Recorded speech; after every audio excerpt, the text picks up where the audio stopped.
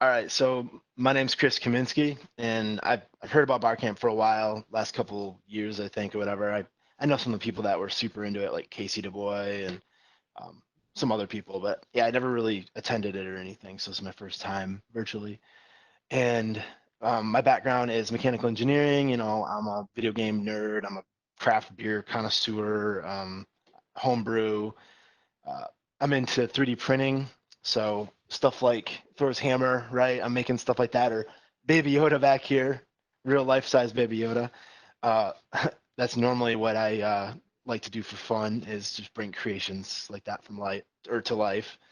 And my day job now, I've had experience in like automation and design roles and stuff like that, but now I work in Muskegon at Muskegon Community College, and about 3 years ago, I started to hear about this makerspace fab lab that was getting going. Actually, Casey Dubois or Dubois, I don't even know how to pronounce his name. He told me about it. He was like, "Oh yeah, you'd be perfect for this," And I was kind of getting beat down by corporate America at General Motors, so I was like, "All right, let's check this thing out." And like I had known a little bit about makerspaces from the GR Maker group and the Geek group. I knew what they sort of were, but I never really was involved with one. But I was super into 3D printing at that time, so I'm like, what the heck?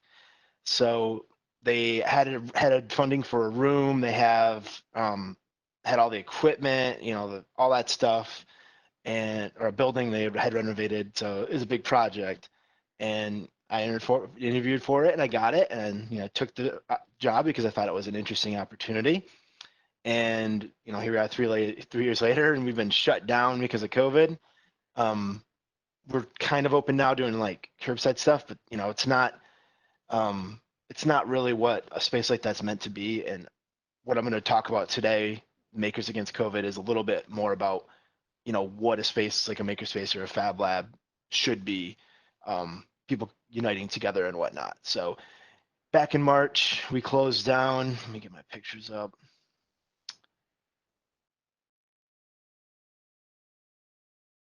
Let's see. Yeah, we closed down with the governor's order. I still don't know when we'll be able to open or anything, but can you guys see the picture?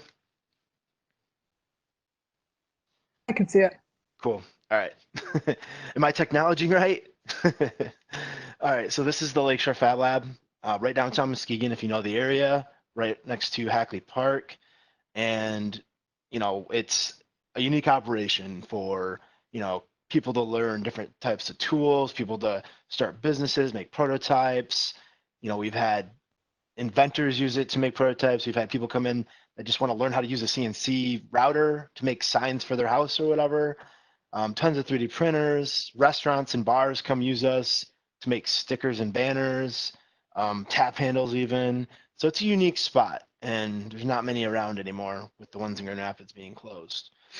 And so we operate like a YMCA, right? It's like a membership. So prices range from $25 for a student for a year to $250 for an adult individual for a year. And there's, a family rate and kind of like an educator rate, which is cheaper for like teachers and people in that kind of role. So that's the spot.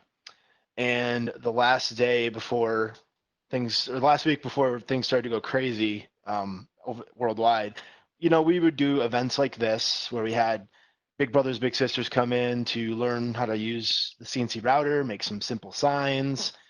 Things were normal. That's what we usually do. And Friday, before or the Friday they announced that schools were going to basically close and go virtual or whatever, we had pretty much, we're like, all right, this is probably going to be our last field trip. Kids came in, check out our plasma cutter. Everybody loved the place. We're very popular for field trips. We did some coding exercises on little spheros. If you don't know what a sphero is, they're programmable little robots. Like they kind of work like BB-8, right? Gyroscopes, keeping it uh, keeping it upright and whatnot. So yeah, normal things were normal on Friday. That Friday night, I went home with my wife to go just weekly grocery shopping at Aldi, and that's when things started to not look normal. Right? No more toilet paper, no more meat. yeah, so it was like this is going to be a wild ride for sure. So the next week, after not having a job, I scoured the internet. I was in Slack channels, I was looking up products, like, all right, trying to see like PPE stuff. What can I do to help with the 7 3D printers I have at home? And the face shield started to see a like they were popular. I'm like, all right, that was getting traction. Prusa 3D printer, it's a 3D printing company. They came out with the first um, highly popular face shield visor band, and it was great. I printed a bunch of these. I didn't know where to get clear plastic yet, but I figured if I made these, it was a start. I wasn't just sitting on my butt. Um, I went to Home Depot and I bought filters, all kinds of stuff that I could use to make makeshift masks, like just to kind of research different things. Transparencies, to make for the clear visor part. And, I set up my printer network in the house. And some of these printers, actually, the middle ones I stole from the Fab Lab when we were closing. So I started printing these things and connected with other people that were doing it. You know, Lots of people reached out to me like, "Hey, Mr. Fab Lab guy, are you doing this?" I'm like, "Yeah, I got it. I'm on it." um, and Fox 17 even interviewed me once, and it was kind of cool. There I am, my 5 minutes of fame. Um, this guy here, he was one of the early people that he reached out to me. He's helped me out at the Fab Lab. He owns a company called Roller Products. They're a CNC company in Muskegon. So me and him started coordinating this, and he has a lot of contacts. So him and his son were keeping busy too. And then late one night, I get sent this file from a friend of mine that works at a 3D printing manufacturer called Ultimaker. And I looked at it. I'm like, oh, this is perfect. You can use uh, transparencies that you can three-hole punch a lot easier because it just uses a standard three-hole punch. The print time of this version compared to the Prusa version, this was a half hour. The Prusa one could take, an hour and a half to 2 hours. So I'm like, dang, I can really start pumping these things out. So I made a crude prototype with a pop bottle, actually, as you can kind of see, it's curved around. But I was up till 3 in the morning when I got that message, and I just had to make one. I had to see if it was going to be viable. So yeah, there's my first prototype. I threw it away. I should have kept it. And so we started to get people to form basically just a loosey willy-nilly group, right? I had people from the Makerspace Fab Lab that reached out to me that, they were members or volunteers and they wanted to be involved. Uh, when I was 3D printing this version in mass, one of the guys reached out to me who was helping me work on our Haas mini mill actually and helping us learn how to use it. And he's like, "What can I do?" And I'm like, "Dude, plastic injection molding. Can you convert this to be optimized for plastic injection molding?"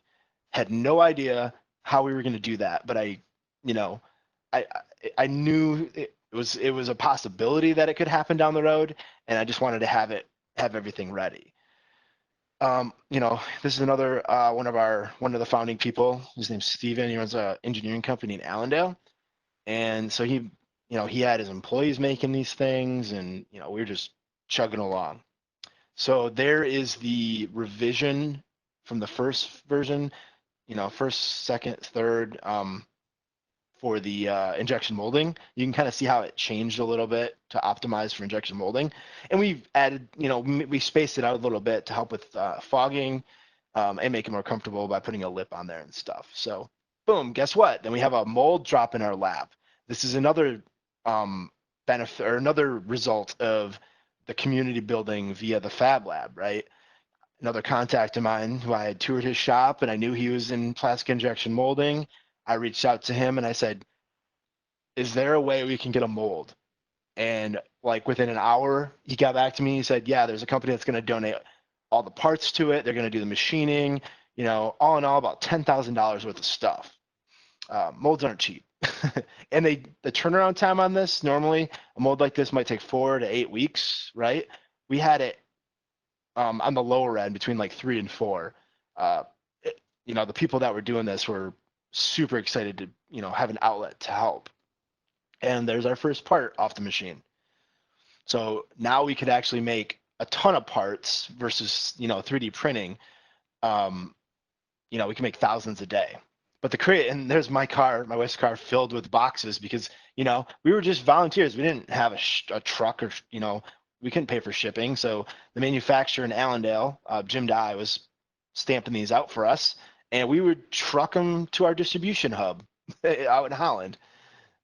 Did that a couple times. And here's some of the team, some of the like coordination team, I should say. And it was kind of crazy how all these people kind of fell into roles, right? Like nobody was the 3DC19 movement that we created.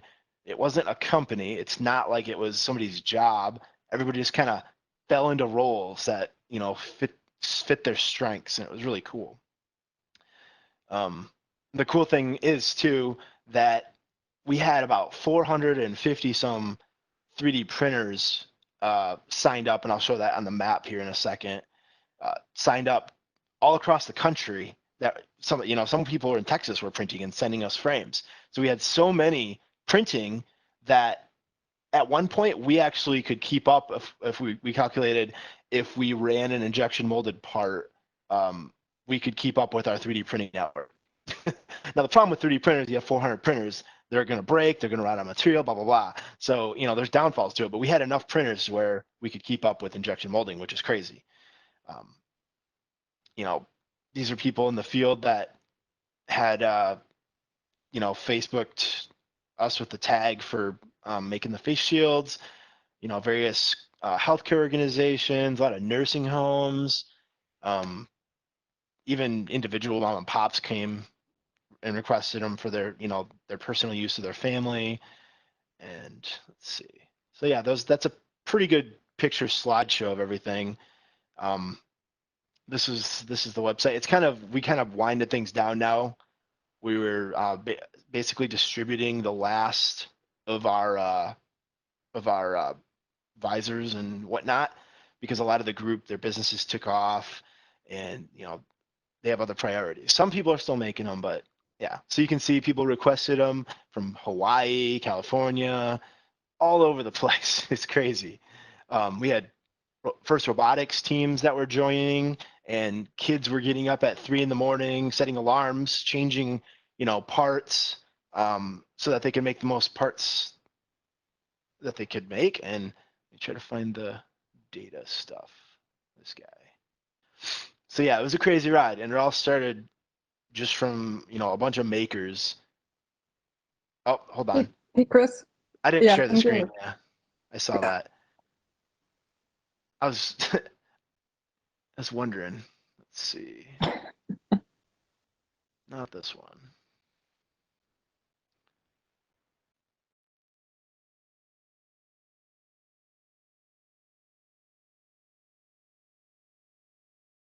All right. For some reason, it's the Chrome that I wanted. I'll just delete the other tabs. It doesn't want to choose the Chrome that I had the links in.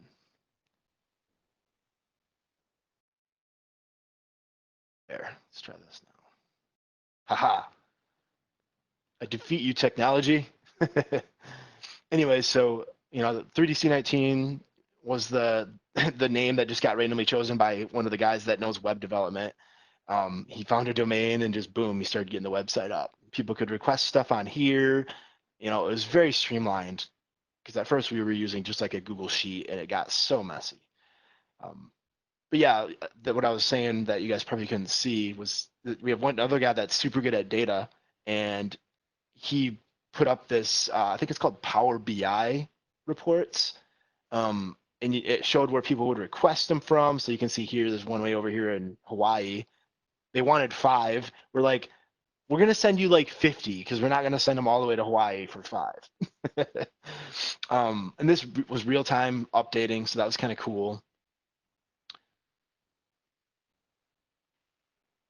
More data. Just the sheer number of people reaching out to us with horror stories, and how how we were helping people band together. Like that was probably the coolest part. Like I said, the kids getting up and it's summertime, they want to be out playing, right? But now they're getting up and they're changing 3D prints in the middle of the night.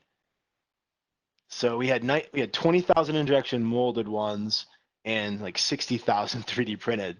So you can see by the time we even had our tooling for the injection mold, we were already way like 3 times as much by 3D printing.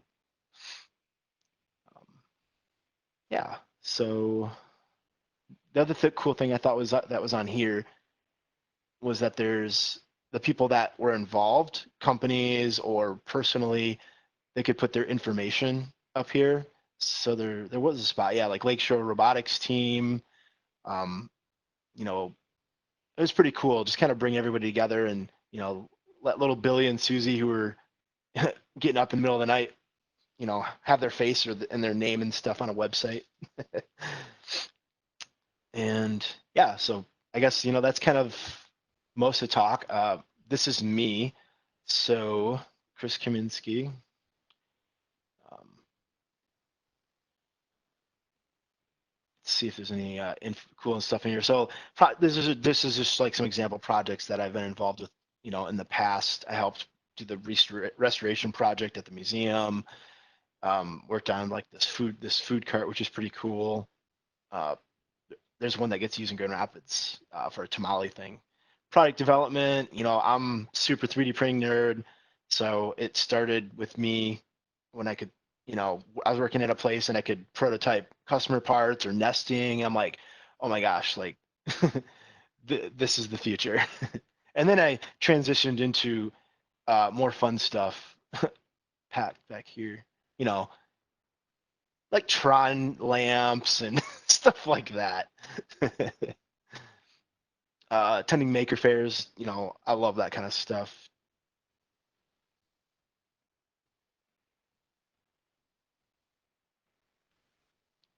Let's see. Yeah, I did have a meetup group, MI3D, kind of fizzles or whatever now, but um, that was focused on kind of essentially what Barcamp is: technology, innovation, 3D printing, other technology. I always just told people it was cool people doing cool shit. Yeah, and a lot of the Fab Lab stuff, it's not possible unless you have volunteers like these folk here. Um, none of the stuff that happened with the PPE would have been possible by any one person, and that's what I think is the biggest benefit for a space like the Fab Lab. And it's unfortunate that we are not able to be open and build these relationships right now.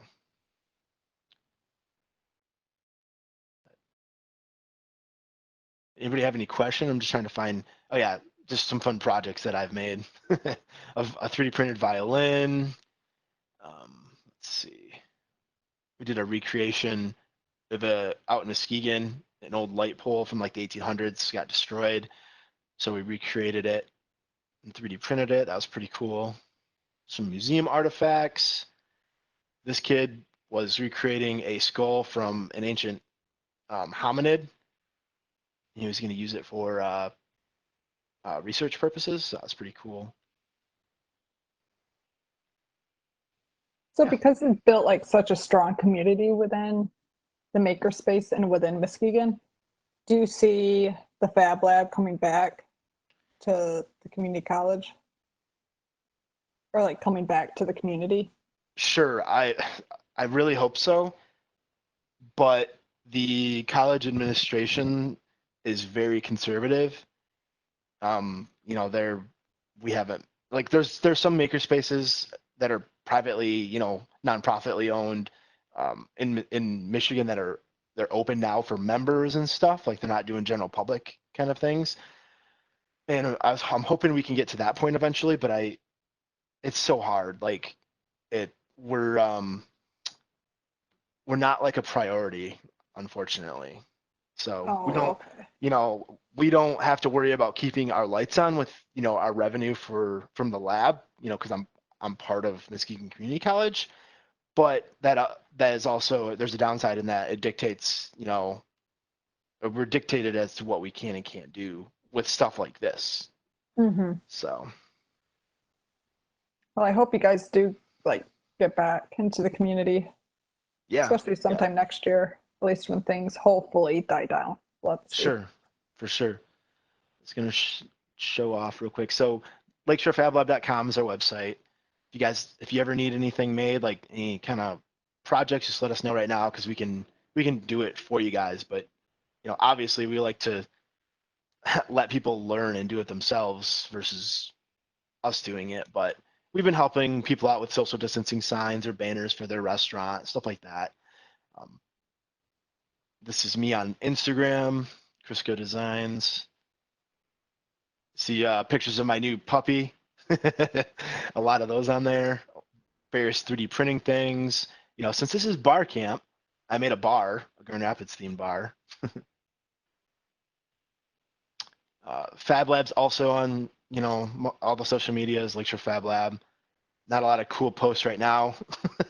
It's been a while since, I've done anything super cool that we've posted on there. We're Our also on the dreaded Facebook at Lakeshore Fab Lab if you guys go on there. sorry, are people still requesting face shields and stuff? We had schools requesting them, so we had 4,000 set aside for schools, for a lot of schools in the area.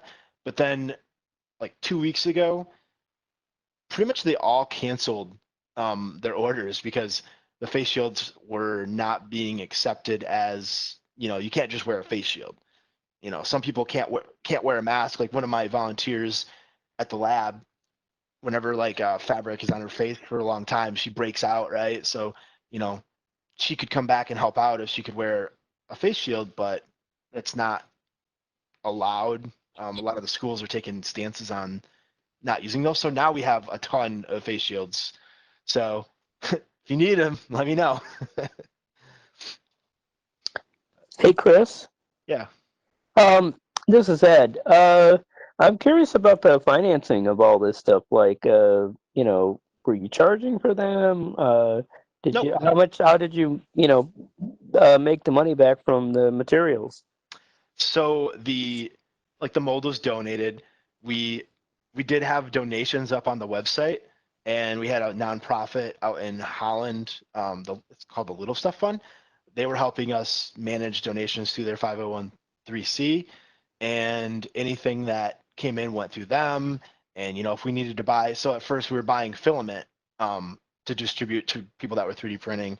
We would just basically, somebody in our group would go out. One of the guys bought $1,500 worth of 3D printing filament, and he just submitted a reimbursement to the nonprofit that was managing it. So we had some entities that couldn't pay, mom and pop nursing home or something, or couldn't donate, and we didn't force anybody to donate, but we just said, hey, this is the cost breakdown to make these.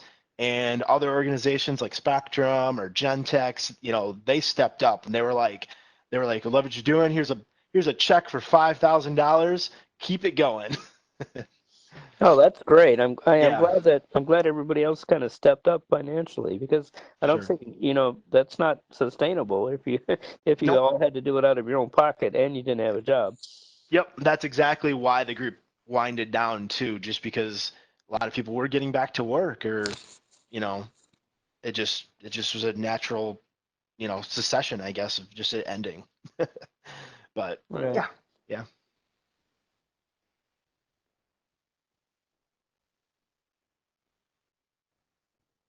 Yeah. And we found companies that, like, through one of the contacts, the Clear Shields. One of the guys had a contact at a Oliver Healthcare in Grand Rapids, and they do packaging. So he went in there on a Saturday with one of the engineers that he knew. He didn't like get approval. He's like, "Hey, do you think we could like, stamp face shields out of the machines that you guys use to make the plastic packaging?" He's like, "I don't know. We'll try it." Boom. Next thing you know, we had like 4,000 shields. And they were just like, "Here, have them." Like, it's cool. Okay. Well, I'm going to try to go over to the general meeting now because they're going to Yep. have the closing session. So, but it was Yeah. great thing. Yeah. So. Thanks, Chris.